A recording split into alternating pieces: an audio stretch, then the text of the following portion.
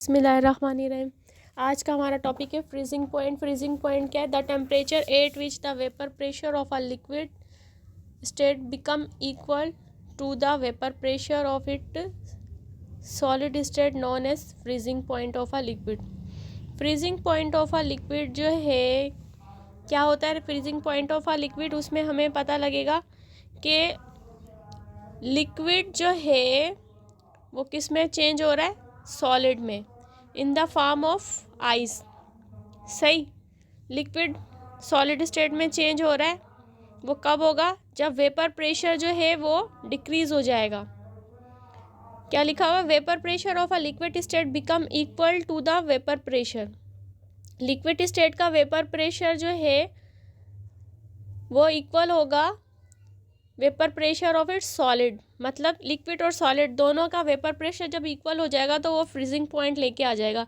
अब लिक्विड का, जैसे कि बर्फ़ है, बर्फ़ आइस जो है वो मेल्ट हुई, मेल्ट होने के बाद, जब तक वो मेल्ट हो रही है तो उसके अंदर इंटरमॉलिक्यूलर फोर्स जो है वो डिक्रीज़ होना शुरू हो रही है, क्योंकि हमने उसे हीट अप्लाई की है।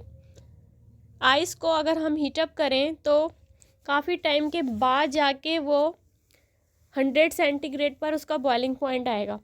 उससे पहले जो है 0 सेंटीग्रेड उसका टेम्परेचर रहेगा, जब तक उसके जो मॉलिक्यूल हैं आइस के काइनेटिक एनर्जी कम्प्लीटली गेन नहीं करते। ठीक, अब यहाँ पर हमारे पास क्या लिखा हुआ है? फैक्टर कौन से हैं? The freezing point depend upon the temperature and intermolecular force. जैसे कि मैंने अभी बताया कि टेम्परेचर और इंटरमॉलिक्यूलर फोर्स पर डिपेंड करता है। सपोज़ यहाँ पर जो है आपने एक बर्नर लगाया और यहाँ पर उसको हीट अप्लाई की।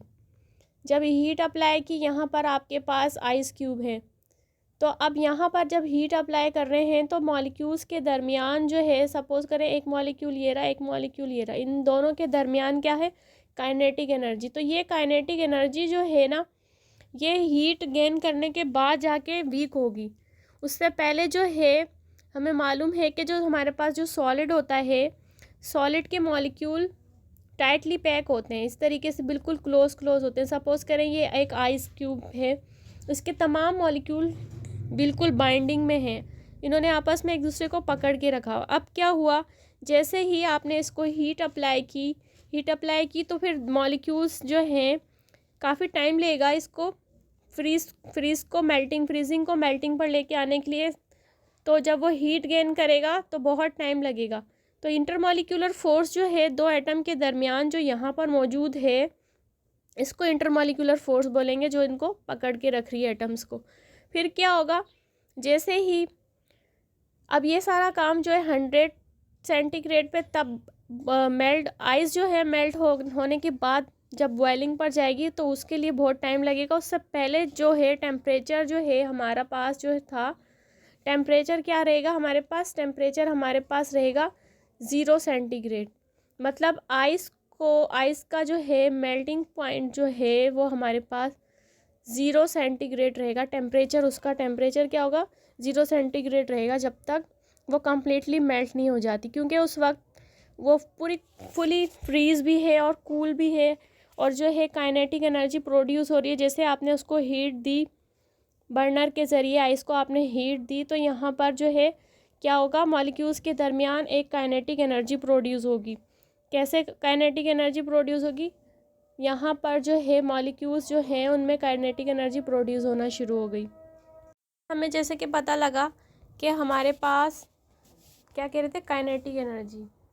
सपोज़ करें यहाँ पर हमारे पास ये जो है आइस क्यूब है। अब इनके मॉलिक्यूल जो हैं जैसे ही हीट गेन करेंगे, हीट मिलेगी, तो यहाँ पर क्या होगा? काइनेटिक एनर्जी प्रोड्यूस हो जाएगी इस जगह पे। मॉलिक्यूल्स के दरमियान बहुत टाइम लगेगा, एनर्जी एब्जॉर्ब करेगा ना, क्योंकि ये आइस क्यूब है तो थोड़ा टाइम तो लगेगा इसमें। एनर्जी एब्जॉर्ब करेगी, एनर्जी एब्जॉर्ब करने के बाद जब तक एनर्जी पूरी कंप्लीटली गेन नहीं करेगी, उस वक्त तक जो है ये क्या रहेगा? इसका टेम्परेचर, इसके अंदर एक थर्मोमीटर लगा हुआ है और इसका टेम्परेचर 0 सेंटीग्रेड रहेगा। और जैसे ही कम्प्लीटली मेल्ट हो जाएगी तो फिर उसके बाद जाकर ये जो है क्या होगा? वो इसमें काइनेटिक एनर्जी और ज़्यादा फास्ट हो जाएगी और ये काफ़ी टाइम के बाद 100 सेंटीग्रेड पर जब पहुँचेगा तो इसका क्या हो जाएगा, बॉइलिंग पॉइंट स्टार्ट हो जाएगा। उससे पहले जो है 0 सेंटीग्रेड ही टेम्परेचर रहेगा।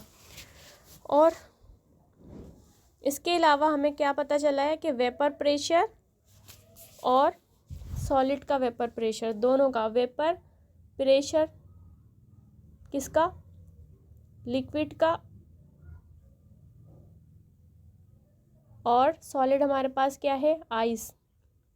ठीक है, दोनों का वेपर प्रेशर इक्वल होगा तब जाके फ्रीजिंग पॉइंट आएगा। जैसे कि हम फ्रिज में जो है वाटर रखते हैं, वाटर जो है क्या होगा, वाटर को हमने फ्रिज में रखा तो वो उसको फ्रीजिंग पर आने के लिए क्या होगा, वहाँ पर जो उसका टेम्परेचर होगा फ्रीज का अंदर वो जो मॉलिक्यूल होंगे उसके, वाटर के जो मॉलिक्यूल हैं वो क्या होंगे, उनके अभी हम यहाँ पिक की मदद से कर लेते हैं। चलें ठीक है, ये हमारे पास वाटर मॉलिक्यूल है।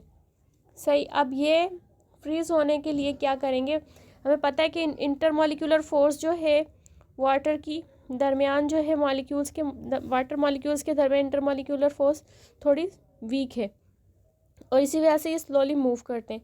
अब क्या हुआ, जब ये सॉलिड में चेंज हो रहे हैं तो ये वाटर मॉलिक्यूल जो है कम्प्लीटली टाइटली पैक हो जाएंगे। इस तरीके से पैक होने के बाद ये क्या करेंगे, पूरा एक सॉलिड बना देंगे, सॉलिड स्ट्रक्चर बना देंगे जो क्या कहलाएगा, आइस। सही, तो ये हमारे पास क्या हुआ, ये कैसे हो रहा है, क्योंकि फ्रिज का अंदर का जो है, फ्रिज का इंटरनल टेम्परेचर जो है वो 0 सेंटीग्रेड है और बाहर का एटमॉस्फेयर का टेम्परेचर जो था वो डिफरेंट था। तो इंटरनल टेम्परेचर जो फ्रिज का है वो 0 सेंटीग्रेड है, इसी वजह से वो क्या हो गया, वो फ्रीज़ होना शुरू कर देता है। अब यहाँ पर फैक्टर अफेक्टिंग फ्रीजिंग पॉइंट में क्या कह रहे हैं और थोड़ा सा पढ़ लेते हैं। इसमें क्या लिखा है, freezing point depend upon the temperature and intermolecular force. जैसे कि अभी मैंने बताया टेम्परेचर पर, इंटरमॉलिक्यूलर फोर्स पे। Molecule with strong intermolecular force are pulled together to form solid at high temperature. जैसे कि अभी हमने पढ़ा कि मॉलिक्यूल्स जो थे वो वीक थे और दूर दूर थे, फिर क्या हुआ, जब वो फ्रीजिंग पर आना शुरू हुए तो वो मॉलिक्यूल बिल्कुल टाइटली पैक होना शुरू हो गए और वो आइस बनाना शुरू हो गई, वाटर की क्या हुआ, आइस बनना शुरू हो गई। तो ये सारा काम हो रहा है। उसके बाद जो है क्या बोल रहा है, due to this they show high freezing point molecule with lower intermolecular force. जब इनके मॉलिक्यूल्स के दरमियान इंटरमॉलिक्यूलर फोर्स जो है लो हो जाएगी तो फिर ये क्या होगा, सॉलिडिफाई हो जाएगा ऑन मोर लोअर टेम्परेचर। तो उस वक्त टेम्परेचर भी उसका डाउन हो जाएगा। सही, मॉलिक्यूल्स के दरमियान इंटरमॉलिक्यूलर फोर्स भी वीक होगी और सॉलिडिफाई हो जाएगा और मोर लो टेम्परेचर, मतलब टेम्परेचर लो होगा तभी तो वो फ्रीजिंग पॉइंट पर जाएगा। अब यहाँ पर हमारे पास कुछ लिक्विड का फ्रीजिंग पॉइंट लिखा हुआ है। बेंजीन का फ्रीजिंग पॉइंट 5.12, इथाइल अल्कोहल का हमारे पास क्या लिखा हुआ है, इथाइल अल्कोहल का -11.4, वाटर का 0.0, acetic acid 16.6, mercury 38, sulphuric acid 103, bromine 7.2। तो ये था हमारा टॉपिक।